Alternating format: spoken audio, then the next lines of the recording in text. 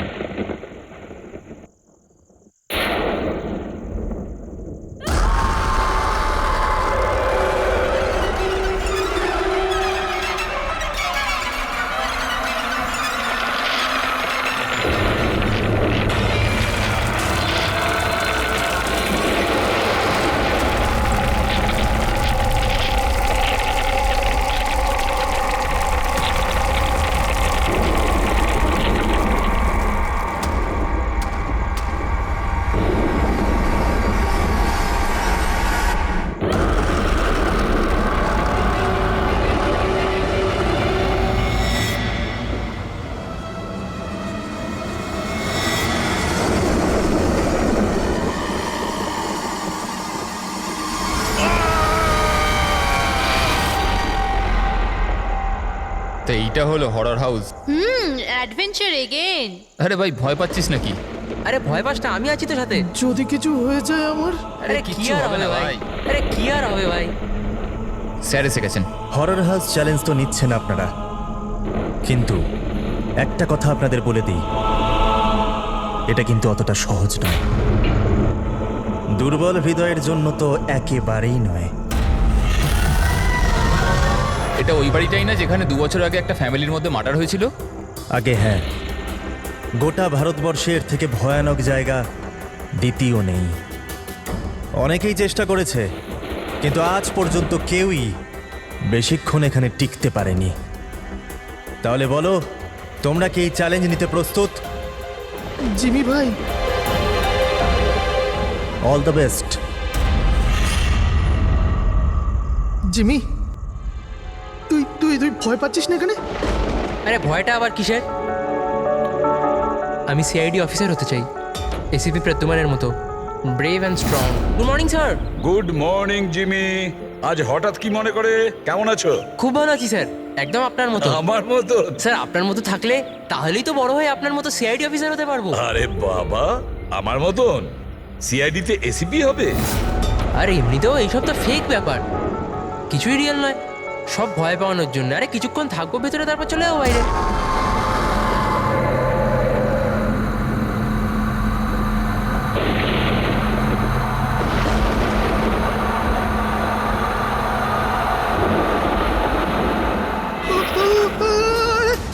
আরে আরে খোল রোহিত, রোহিত খোল না, আরে খোল। ঠিক আছে, আরে রোহিত তো খোল না।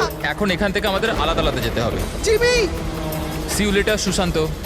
আরে বাই। জিমি প্লিজ দরজাটা সুশান্ত, খুলে কিচ্ছু দে হবে জিমি। না। আরে চল না ভাই। আরে please come back guys.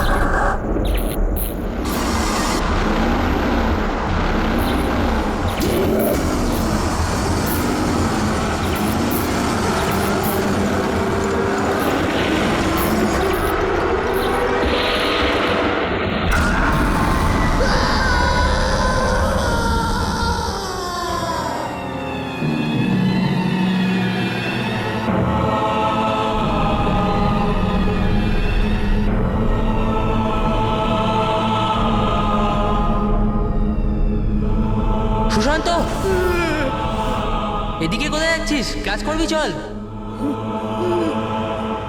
Sushant, কি হয়েছে? কাল রাত্রিরে আন্টিও ফোন করেছিল। তোর কি হয়েছে আমাকে একটু বলবি? দেখে তো কিছুই বোঝা যাচ্ছে না, কিছু তো বল। তুই চল আমার সাথে ক্লাসে চল। এই, কিছু তো প্রবলেম আছে।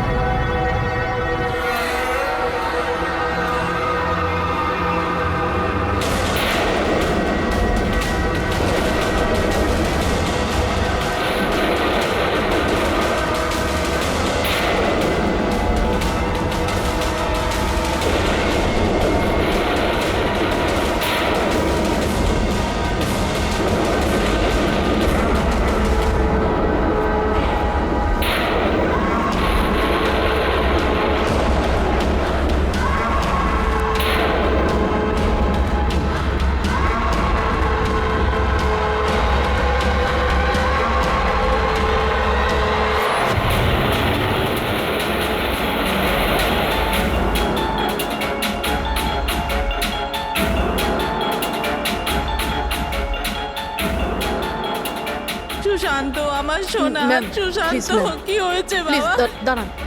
ছাড়ো আমাকে, ছাড়ো প্লিজ। সুশান্ত তো কি হয়ে গেল বাবা? সুশান্ত কি Please, হয়েছে? please, সামলান নিজেকে। ও বাবা।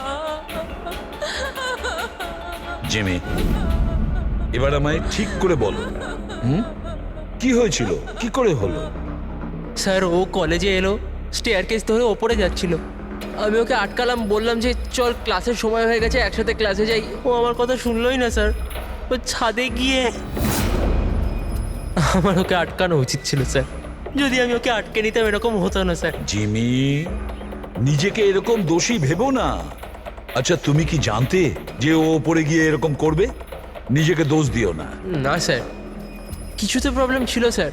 শেষ 2 দিন ধরে সুশান্ত এরকম করছিল স্যার। না কারুর সাথে কথা বলছিল আর অদ্ভুত আচরণ করছিল স্যার। আমার ওর সাথে কথা বলা উচিত ছিল স্যার। যদি কথা বলতাম হয়তো তাহলে কিছু। আচ্ছা, এই গত 2 দিন ধরে কি হয়েছিল? মানে বলতে চাইছি প্রবলেমটা কি ছিল? হ্যাঁ, আমরা ওকে হরর হাউস নিয়ে গেছিলাম স্যার। ওর ইচ্ছে ছিল না যাওয়ার, তাও আমরা ওকে ফোর্স করে নিয়ে গেছিলাম স্যার। সুশান্ত ভাই, ভাই কি হলো? সুশান্ত! তার মানে তুমি বলতে চাইছো হরর হাউসে যাওয়ার পরেই সুশান্ত? হ্যাঁ স্যার, কিছু তো হরর হাউসেই হয়েছিল স্যার। আমরা সবাইও ভয় পেয়েছিলাম, কিন্তু সুশান্ত একটু বেশি ভয় পেয়েছিল স্যার। আমরা ভোরবেলা ওকে ওর বাড়িতে ছাড়তেও গেলাম। আমরা ভাবলাম যে শোয়ার পরে সব ঠিক হয়ে যাবে, কিন্তু না স্যার, রাত্রিবেলায় কিছু একটা হয়ে গেছিলো ওর সাথে। ভাই আমার কথাটা শোন, তুই শুয়ে পড়, ওটা একটা শুধু গেম ছিল। তুই ওখানে যা যা দেখেছিস একটাও কিছু রিয়েল ছিল না, সব ফেক ছিল। আমার কথাটা শোন। না জিমি ভাই, আমার কথাটা বিশ্বাস কর, কিচ্ছু ফেক ছিল না, সব সব আসল ছিল ভাই। কিছু তো ছিল ভাই। ও ও এখনো আমার সাথেই আছে। ও আমাকে ছাড়বে না ভাই, আমাকে ছাড়বে না।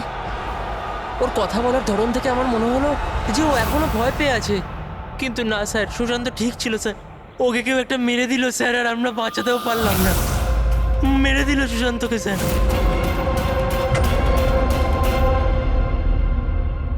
এই দেখো বস, এইটা সিটি স্ক্যান। কার? এটা একটা 80 বছরের বয়স্ক লোকের ব্রেনে সিটি স্ক্যান। এই লোকটির খুব ভয়ঙ্কর ব্রেনের অসুখ ছিল। একটু দেখো বস, এর ব্রেন সেলস কিরকম ছোট হয়ে গেছে। আর স্যার, এই সিটি স্ক্যানের ব্রেন সেলস আরো বেশি ড্যামেজড। এই স্ক্যানটা কার? সুশান্ত। কি? সুশান্তর?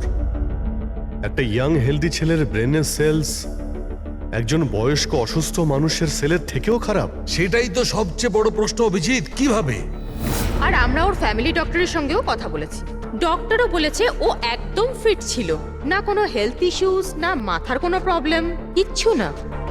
স্যার জিমি আমাদের বলল যে হরর হাউস থেকে ফেরার পরেই এই সুশান্তের বিহেভিয়ারে পরিবর্তন এসেছিল। আর স্যার সুশান্তর মারও তাই বক্তব্য।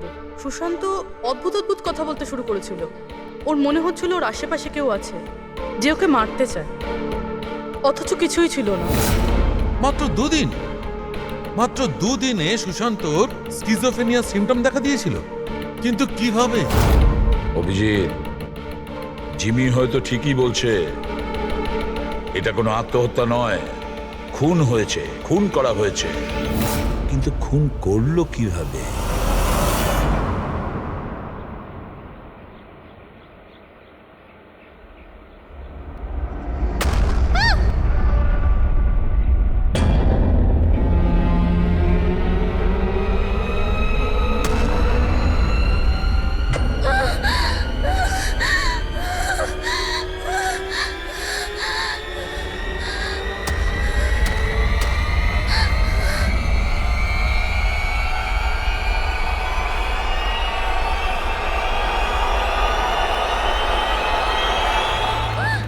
আরে দাঁড়াও, শোনো, দাঁড়াও, শোনো, শোনো, আরে আরে দাঁড়াও, এ পাগল হয়ে কেন গেছে নাকি? মারবে?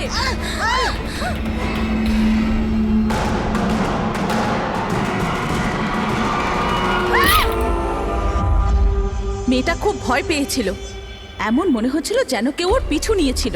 অদ্ভুত রকমের সব কথা বলছিল। আমরা তোর সাহায্য করছিলাম, আমাদের দেখেই পালাতে গেল আর গাড়ির সামনে পড়ে গেল। তোমরা নিনার বন্ধু, তাই তো? তো তোমরা ওকে কখনো অদ্ভুত বিহেভ করতে দেখেছো? ছিল, কিন্তু আজ যখন কলেজ এলো একদম অন্যরকম বিহেভ করছিল। জিজ্ঞাসা করতে কিছু বললো না তো, তারপর হঠাৎ করে ক্লাস ছেড়ে চলে গেল। মানে কাল অবধি সব ঠিকঠাক ছিল, তো আজ আর কালের মধ্যে এমন কি হয়েছে যে ও এইভাবে বিহেভ করছিল? কাল রাতে আমরা হরর হাউসে গিয়েছিলাম, আর লীনা খুব বেশি ভয় পেয়ে গিয়েছিল। আমরা ভাবলাম যে সারা রাত ভালো করে ঘুমোলে সকালেও ঠিক হয়ে যাবে। এক্স্যাক্টলি কি হয়েছিল ওখানে? স্যার, লীনা ওখানে হঠাৎ করে অজ্ঞান হয়ে গিয়েছিল। Leena, Leena, Leena, Leena, are you okay? তারপর থেকেই তো ও অদ্ভুত বিহেভ করতে লাগে। ওকে দেখে মনে হচ্ছিল ওকে যেন কেউ মেরে দেবে। কি হলো? কেউ আছে ওখানে, দেখ, কেউ আছে। না, কেউ এখানে এসেছে কেন? যাও, গো, কেউ নেই ওখানে। আমি যেখানেই যাই সেখানেই চলে আসে। আমাকে ছাড়বে না, আমাকে মেরে ফেলবে। হরর হাউস, এটা সেই হরর হাউস যেখানে সুশান্ত তার বন্ধুর সঙ্গে গিয়েছিল, আর যেখান থেকে আসার পরে ওর আর নিনার মাথার মধ্যে নানান রকমের চিন্তা ঘুরতে থাকে, ভুল ধারণা হতে থাকে। কিছু না কিছু গন্ডগোল আছে এই হরর হাউসে, কিছু না কিছু গোলমাল আছে। এরকম কিচ্ছু নেই স্যার, আমি সত্যিই জানি না ওদের দুজনের কি হয়েছে। তুমি জানবে না তো আর কে জানবে? হ্যাঁ, এই হরর হাউসের ব্যাপারে তোমার কোম্পানি সোশ্যাল মিডিয়াতে মেসেজ শেয়ার করেছিল, তাই না? আর এতে পরিষ্কার লেখা আছে যে এই হরর হাউসে মার্ডার হয়েছে, আর যে কেউ এই বাড়িতে এক রাত থাকলে তাকে 50,000 টাকা পুরস্কার দেওয়া হবে। হ্যাঁ, আর এতে এটাও লেখা আছে যে এই হরর হাউস তৈরি হওয়ার আগে 2-3 জন এখানে রাতে ছিল যারা এখনো নিখোঁজ। এদের এখনো পর্যন্ত খোঁজ পাওয়া যায়নি। স্যার, মার্কেটিংয়ের জন্য সব কিছু করতে হয়। হরর হাউসের প্রমোশনের জন্য কিছু অ্যাক্টরকে দিয়ে আমরা কাজ করিয়েছিলাম যাতে লোকেরা এখানে আসে। আপনারা যদি চান তো না আমার ঠিকানা দিতে পারি, আপনারা জিজ্ঞাসা করতে পারেন ওদের। আচ্ছা, তুমি যদি এসব কিছু মার্কেটিং এর জন্য করে থাকো, তাহলে এর পেছনের আসল গল্পটা কি? স্যার, এখানে একজন খুব ধনী মানুষ থাকতো তার নিজের পরিবারের সাথে, বিক্রম। আর একদিন সে নিজের গোটা পরিবারটাকে মেরে দিয়েছিল।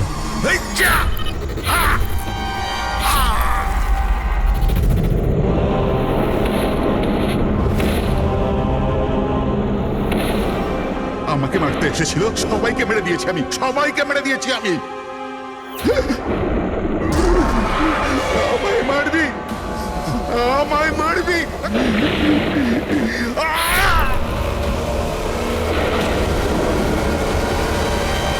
হ্যাঁ স্যার, বিক্রান্তের ব্যাপারে আমি নিউজে দেখেছিলাম। স্যার, এই জায়গাটা এমনিতেই ভূত বাংলোর নামে বদনাম ছিল, তো কেননা সেখান থেকে কিছু টাকা কামানো যাক। তাহলে স্কুল কলেজের বাচ্চাদের এরকম চ্যালেঞ্জ দিয়ে টাকা কামানোর নতুন উপায় বার করেছো, হ্যাঁ? কিন্তু তুমি কি ভেবেছো তোমার এই লোক দুটো বাচ্চার জীবন নিয়ে নিয়েছে? স্যার, আপনি জানেন তো যে হরর হাউসটা আসলে কি? এখানে সব কিছুই নকল স্যার। ভয় পাওয়ানোর জন্য ডেড বডির জায়গায় নকল অভিনেতারা থাকে, রক্তের জায়গায় লাল রং থাকে, লাউড নয়েজেস থাকে, দ্যাটস ইট। এখানে এমন কিচ্ছু নেই স্যার যাতে কারোর বিপদ ঘটতে পারে। স্যার স্যার ডক্টর সালুঙ্কের মেসেজ করেছে। ওর সিটি স্ক্যান থেকে জানা যাচ্ছে যে ওর ব্রেন সেল সেইভাবেই ড্যামেজ হয়েছে, ঠিক যেমনভাবে সুশান্তেরটা হয়েছিল স্যার। এবার বলো, যদি এটা সত্যি নাটক হয়ে থাকে, নকল হয়ে থাকে, তাহলে কারোর ব্রেনের উপর এত প্রেসার পড়বে কি করে? স্যার, আমি এর সম্পর্কে কিচ্ছু জানি না, আমি সত্যি বলছি। ঠিক আছে, আজ রাতে এই হরর হাউসে আমরা থাকবো। জানতে তো পারা যাবে বিজনেসের নামে এখানে কোন কোন খেলা চলছে।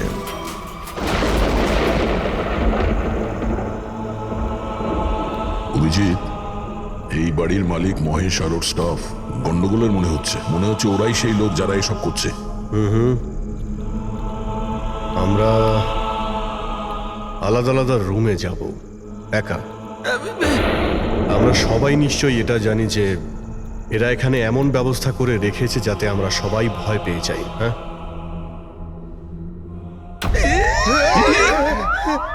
পঙ্কজ, বি ভেরি কেয়ারফুল, ঠিক আছে? এই বাড়িতে দুজন মারা গেছে, অনেক কিছু হতে পারে যখন তখন, তাই সাবধানে থেকো, ঠিক আছে? হ্যাঁ স্যার। সবকিছু ভালো করে দেখবে, ঠিক আছে? Be alert.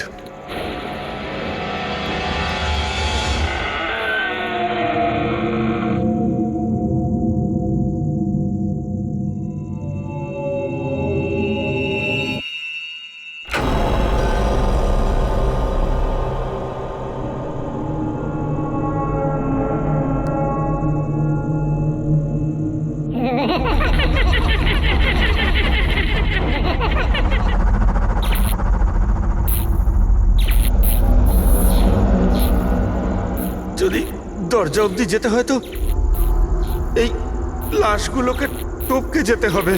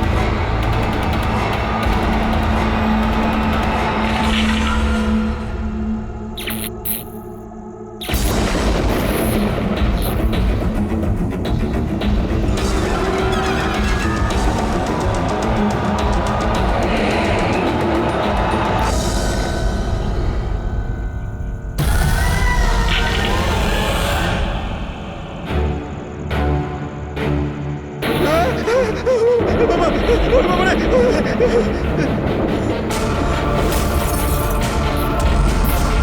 Vikrant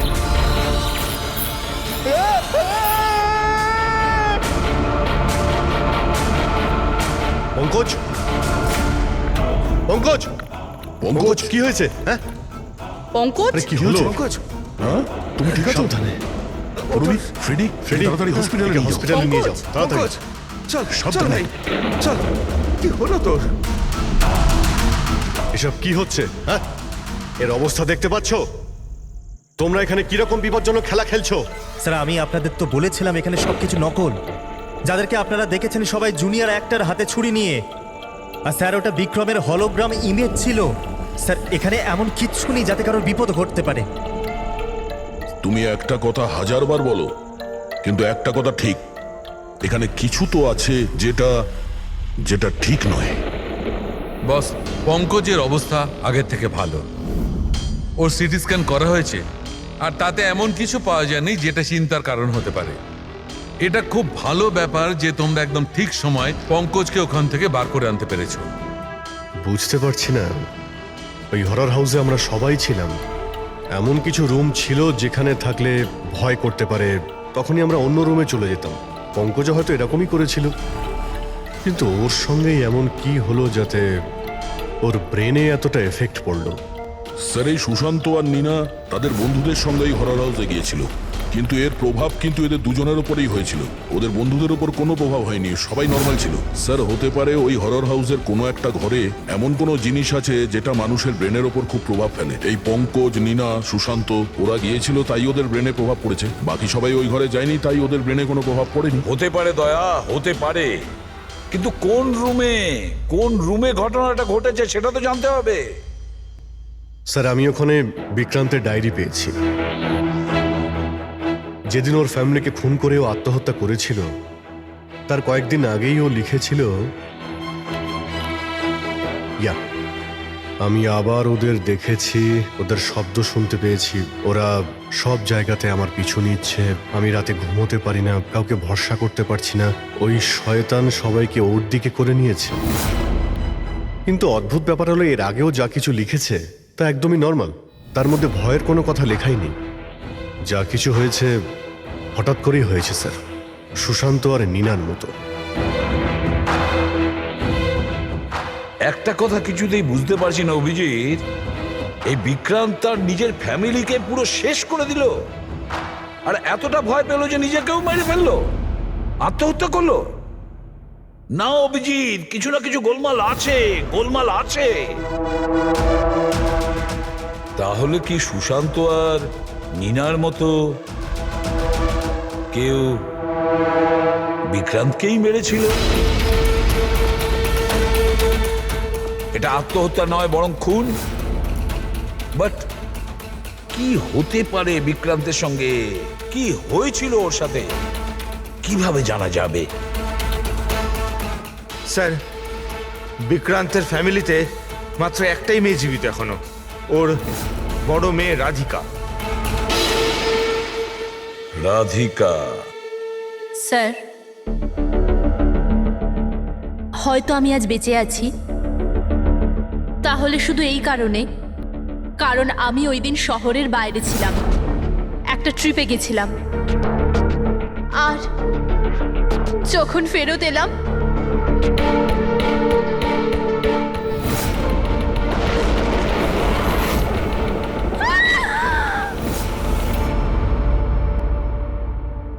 owner diary আমি পড়েছি, তাতে এটা জানতে পেরেছি যে 10 সেপ্টেম্বরের আগে উনি একদমই নর্মাল ছিলেন।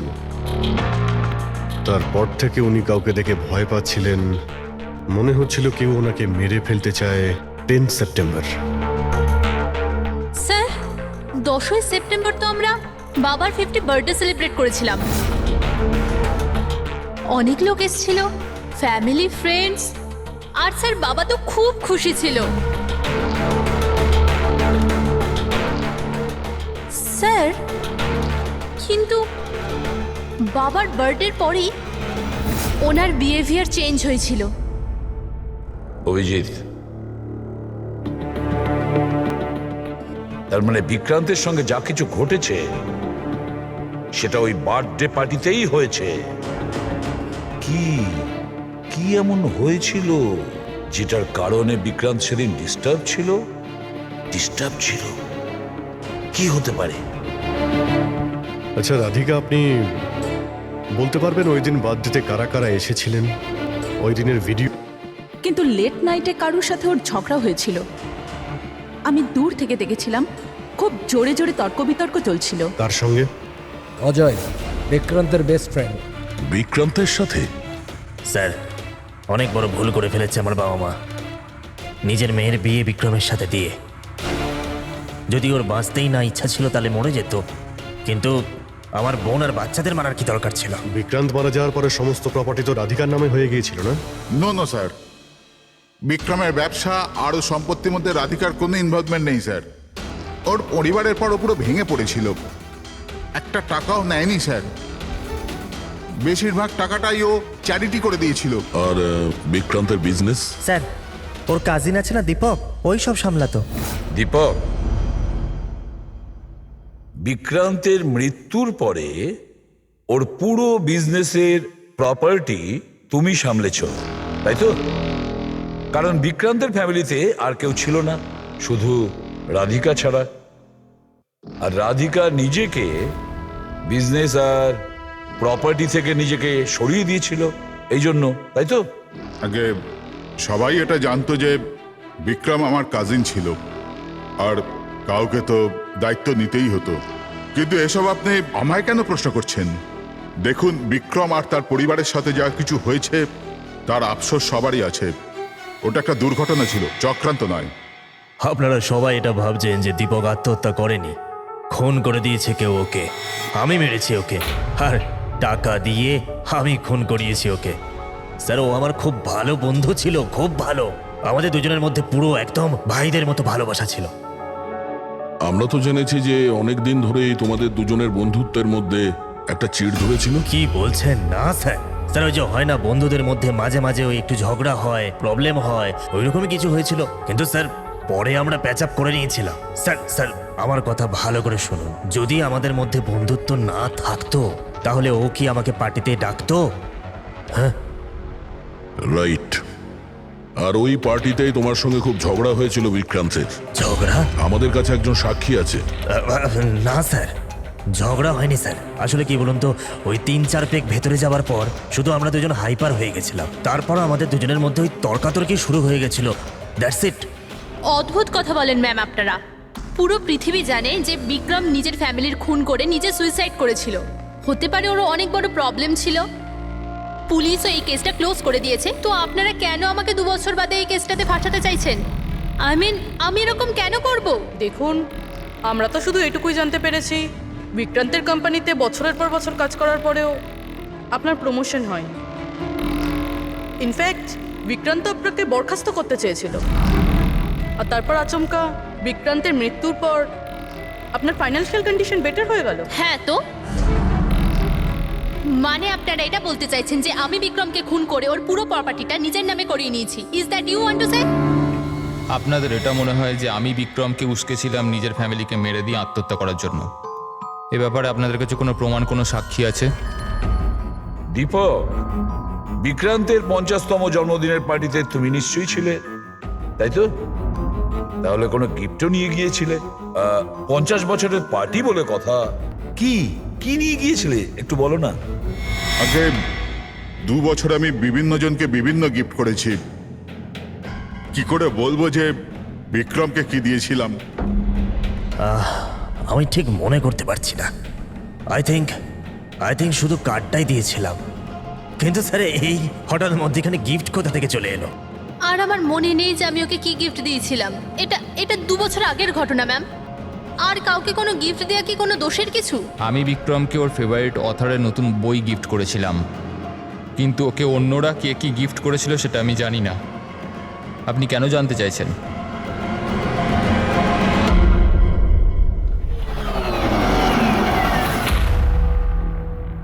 সবাইকে জিজ্ঞাসাবাদ করেছি স্যার, শুধুমাত্র 4 জন লোক, অজয়, দীপক, দিব্যা আর নন্দন গন্ডগোলের মনে হচ্ছে স্যার। স্যার মনে হয় না এরা কেউ আদৌ সত্যি কথা বলছে। স্যার 2 বছর হয়ে গেছে এটা ঘটেছিল, কোনো সাক্ষী প্রমাণ পাওয়া বেশ মুশকিল, তাই সেটারই সুযোগ নিচ্ছেন এনারা। তবে এটা শিওর যে এনাদের মধ্যে কেউ মিথ্যে বলছে, সেই হলো বিক্রান্তের খুনি। অভিজিৎ, তাও একটা প্রশ্ন থেকে যায়, যদি এমন কেউ গিফট দিয়ে থাকে যেটাতে মাথা খারাপ হয়ে যায়, তাহলে বিক্রান্তের কেন মাথাটা খারাপ হলো সেই জিনিসটা পেয়ে? আরো তো অনেকে ছিল ওই ঘরে, তাদের কোনো কিছু হয়নি কেন? হ্যাঁ স্যার, বিক্রান্তের ফ্যামিলিতে 5 জন লোক ছিল, চাকর বাকর আলাদা। ওদেরও তো প্রভাব পড়তে পারতো এর ওপরে। যেমন 2 বছর বাদে যত লোক ওখানে গেছে, কারোর ওপর কোনো প্রভাব পড়েনি, শুধুমাত্র পঙ্কজ, সুশান্ত আর নীনা। পঙ্কজ, বলো কোন রুমে গিয়েছিলে আর কিভাবে গিয়েছিলে?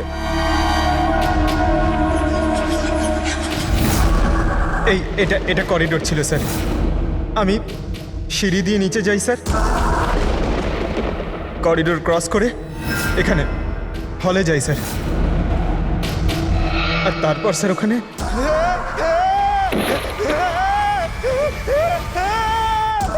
ও আমার পা ধরেছিল স্যার, আমি ভয় পেয়ে যাই, তারপর আমি এখান থেকে পালাই, আর তারপর স্যার আমি করিডোরে আসি, আর এইখানেই হয়তো কোথাও আমি ওই বিক্রান্তকে দেখি। আর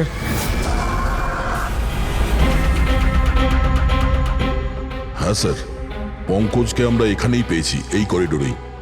আর নীনাকে ওর বন্ধুরা এই জায়গাতেই দেখেছিল। আর সুশান্ত এখানেই, সুশান্ত এই জায়গাতেই পেয়েছিল। আর সেটা যাই হোক, যেটা আমরা খুঁজছি হতে পারে এর আশেপাশেই কোথাও আছে। স্যার ওখানে কি থাকতে পারে? ওখানে তো অ্যান্টিক্স, পেন্টিং, না জানি কি কি ছিল। ওখানে এমন কি থাকতে পারে যার জন্য ওরা মারা গেল? স্যার, বিক্রান্তের মৃত্যু 2 বছর আগে হয়েছিল, আর এই দুজনের মৃত্যু সবে মাত্র হয়েছে 2 বছর পরে। এমন কি জিনিস থাকতে পারে ওখানে যার ফলস্বরূপ এতগুলো মৃত্যু হলো? কি আছে সেটা খুনি বলতে পারবে। সিআইডির লোক এটা বললো যে ওই রাতে যা যা হয়েছে সেসব আমাদের থেকে আরেকবার জানতে চায়। এই জায়গাতেই যেখানে পার্টি হয়েছিল সেখানে এক্স্যাক্টলি কি হয়েছিল, ওই রাতে কে কি করছিল এবং কোথায় ছিল। আরে এসিপি স্যার এখন অব্দি এলেন না কেন? আমি এর থেকে বেশি অপেক্ষা করতে পারবো না। এনাফ। একটা কাজ করি, এসপি স্যারকে একবার ফোন করে নিই। ওকে। আরে তোমরা যা করবে করো, আমি তো চললাম। আমি এখানে এক মুহূর্ত থাকবো না, এক মুহূর্ত থাকবো না। আরে দাঁড়া না একবার।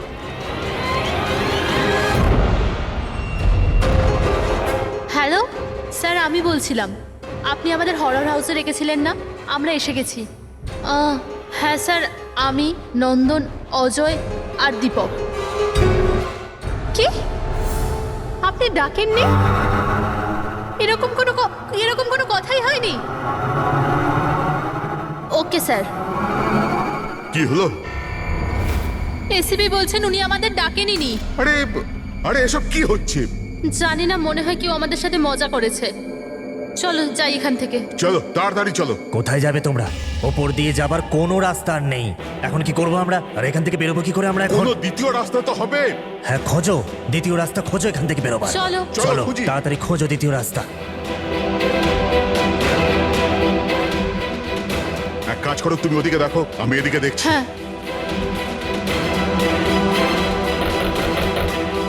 আরে কেউ আছেন? প্লিজ দরজা খোলো।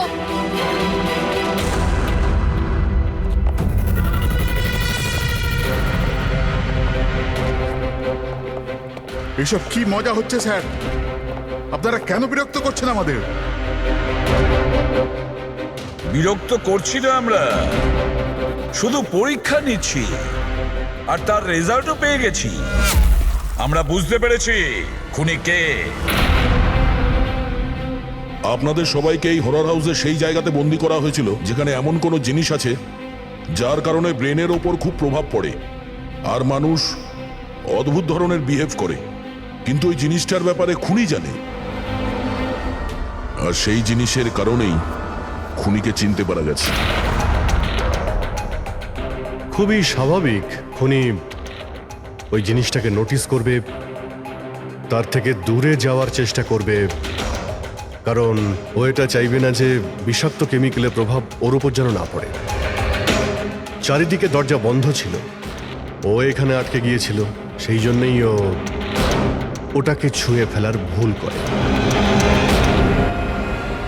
আর এই ঘরে কি কি ঘটেছে সবকিছু সিসিটিভি ক্যামেরায় বন্দী।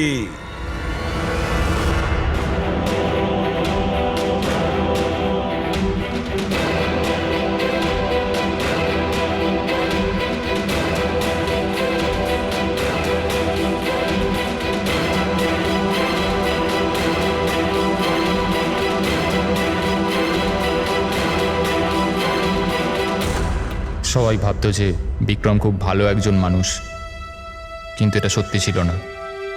বিক্রম খুবই বাজে লোক ছিল। ওর আমার বউয়ের সাথে অ্যাফেয়ার চলছিল। আমার বউ তার ভুল বুঝতে পেরেছিল। ও বিক্রমের থেকে দূরে যেতে চাইলেই বিক্রম ওকে হুমকি দিতে শুরু করলো। বলতে লাগলো, তোমার বরকে বলে দেবো, ওকে চাকরি থেকে বের করে দেবো। লজ্জায় আমার বউ আত্মহত্যা করেছিল। আর তাই তুমি ওর ওপর প্রতিশোধ নিতে চেয়েছিলে? আমার একটা বন্ধু কেমিস্ট ছিল, আমি ওর থেকেই টক্সিক বিষটার সম্বন্ধে জানতে পারি। আমি জানতে পেরেছিলাম যেটা এমন একটা কেমিক্যাল যাতে মানুষ মানসিকভাবে অসুস্থ হয়ে পড়ে। আমি বিক্রমকে গিফট দেওয়ার জন্য একটা অ্যান্টিক লণ্ঠন কিনলাম, আর ওর সলতেটাকে ওই কেমিক্যালটার মধ্যে চুবিয়ে ওকে গিফট করে দিলাম। যখন যখন বিক্রম ওই লণ্ঠনটাকে জ্বালাতো, ওর বিষাক্ত ধোঁয়া সারা ঘরে ছড়িয়ে পড়তো। বিক্রমের ওপর ওই ধোঁয়ার প্রভাব সেইভাবেই পড়লো যেভাবে আমি চেয়েছিলাম। ফলে ও আস্তে আস্তে পাগল হতে থাকে, আর একদিন হঠাৎ পরিবারের সকলকে মেরে দিয়ে নিজেও মরে যায়। কেউ কোনোদিন এটা জানতেও পারেনি যে ওই কেমিক্যালটার জন্যই ও এত বড় একটা কাণ্ড ঘটিয়ে ফেলল। আর একদিন কেসটা বন্ধ হয়ে গেল। তারপরে বিক্রান্তের এই বাড়িটাকে মহেশের বাবা কিনে নেন। মহেশ এটাকে হরর হাউস বানায় আর বিজনেস স্টার্ট করে দেয়, কিন্তু ওই জিনিসটা এখানেই রয়ে যায়, স্টাডি রুমে না, করিডোরে, যার জন্যই এই সব হচ্ছিল। সত্যি বলছি, আমি যখন জানতে পারলাম যে ওই বিষাক্ত লণ্ঠনটার জন্য 2 বছর বাদেও লোকজন মারা যাচ্ছে, তো আমি ঘাবড়ে গেলাম। আমি লণ্ঠনটা এখান থেকে বের করবার রিস্কটা নিতে চাইনি। সব অপরাধী একই কথা ভাবে। সে খুব চালাকি করে নিজের কাজটা করেছে, আর তাকে কেউ কোনোদিন ধরতে পারবে না।